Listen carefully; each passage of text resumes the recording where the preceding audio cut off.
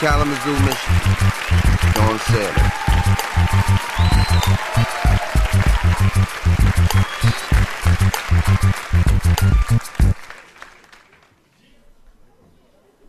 When I was 14, I got down on my knees because he said I would if I loved him.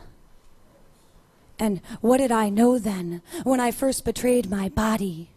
Sold it for a kiss and a smile, taught to please at any cost, left to fight for independence in the back seats of cars on stained leather interior, dank with the smell of expectations.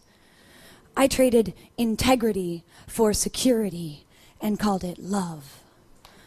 Leaving pieces of an empty shell falling behind, my mother patting my head and saying, "What happened to that nice boy you were dating?" While I pushed memories farther down, buried beneath piercing sunlight, dreamed my night would come to save, and prayed scraping already skinned knees while I cried myself to sleep.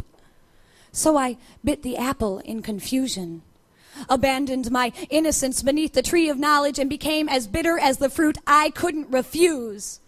Time and again, giving in, giving up, waiting, always wanting something more than pickup lines, promising more than promiscuity, clothing myself in false hopes, enclosing my weariness in frail arms for years.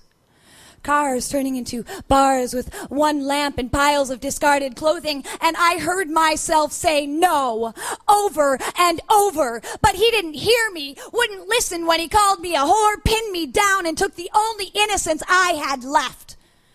And I was searching still for purity, lurking in hidden corners, hips swinging, lips pouting, trading in shattered innocence for bared and brazen offerings I learned how to control.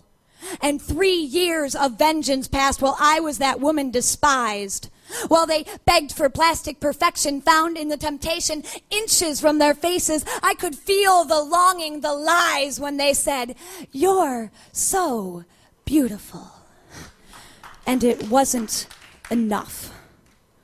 And so he loved music more than me, loved work more than me, loved money more than me, loved her more than me, and I loved him more than me.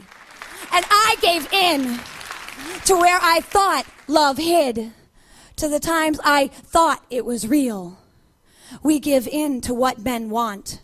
We paint ourselves with what we think are colors of the rainbow when we're really cloaked in hips and lips, the brutal realities that leave us grasping tatters of the illusions of love and longing and the shattered shreds of innocence until we wear our own colors and part the curtains we've draped over our mirrors in mourning and look ourselves in the eye and say, "With you, I feel like Isis, and I am beautiful."